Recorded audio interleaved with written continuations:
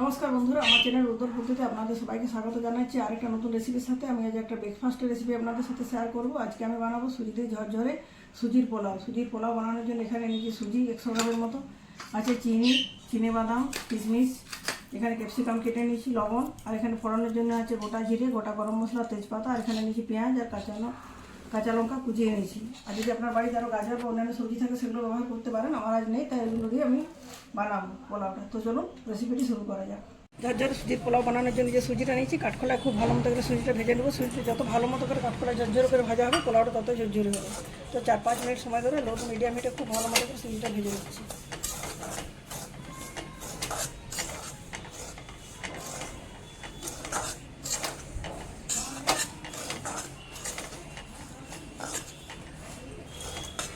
দেখুন বন্ধুরা, 5 মিনিট সময় ধরে লো টু মিডিয়াম হিটে খুব ভালো মতো নাড়াচাড়া করে সুজিগুলো ডাইরেক্ট করে নিচ্ছি। সুজির দানাগুলো দেখুন খোলা হয়ে গেছে।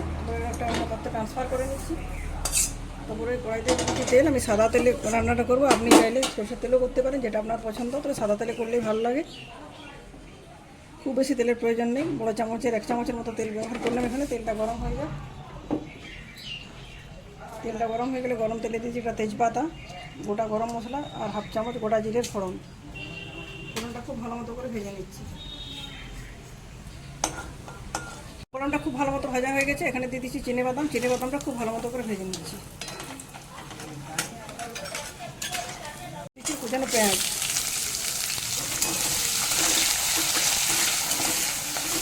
এটা খুব ভালো মতো ভাজা হয়ে গেছে। এরপর দিয়ে দিচ্ছি কুচিয়ে রাখা ক্যাপসিকাম, আর তার সাথে দিয়ে দিচ্ছি কাঁচা লঙ্কা। এবার খুব বেশি ভাজবো না, 1-2 মিনিটের মতো মোটামুটি ভেজে নেবো। তাতে এটা ভাজা হয়ে যায়। খুব বেশি ভাজলে কাঁচা টেস্টটা নষ্ট হয়ে যায়।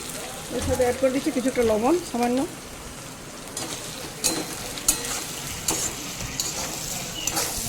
অ্যাড করছি কিশমিশ। কিশমিশটা খুব ভালো মতো মিক্স করে নিচ্ছি। তার মধ্যে কিশমিশটা ভাজা হয়ে খোলা হয়ে গেলে আর ডাইরেক্ট করে যে সুজিটাকে এটা এখানে দিয়ে আরও কিছুক্ষণ তেলের সাথে নাড়াচাড়া করে ভেজে নিচ্ছি।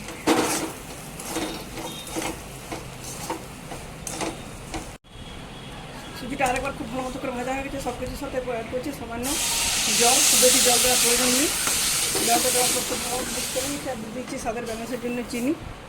লবণটা যেহেতু আগে দিয়েছিলাম, ওখানে লবণটা দিচ্ছি, টেস্ট করে দেখবো।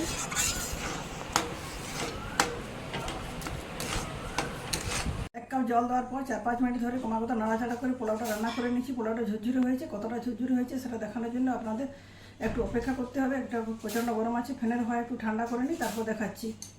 দেখুন বন্ধুরা, সুজির পোলাওটা ঠান্ডা হয়ে গেছে। ঠান্ডা হওয়ার পর একটা কাচের বাটিতে নিয়েছি। তারপরে এই হাতার সাহায্যে চেপে মোটামুটি মসৃণ করে দিয়েছি। এবার সার্ভিং বলে সার্ভ করে নিচ্ছি, যাতে দেখতে সুন্দর লাগে সেজন্য বাটির আকারটা দিচ্ছি।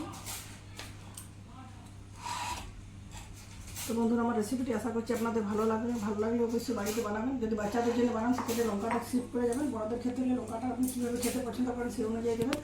তো সহজে ব্রেকফাস্টের রেসিপিটা বন্ধুরা কেমন লাগলো কমেন্ট করে জানাবেন। ভালো লাগলে ভিডিওটিতে লাইক, শেয়ার এবং চ্যানেলটি সাবস্ক্রাইব করে আমার পাশে থাকবেন। আজকের মতো এ পর্যন্ত। পরের দিন ফিরে আসছি নতুন কোনো রেসিপির সাথে। ধন্যবাদ।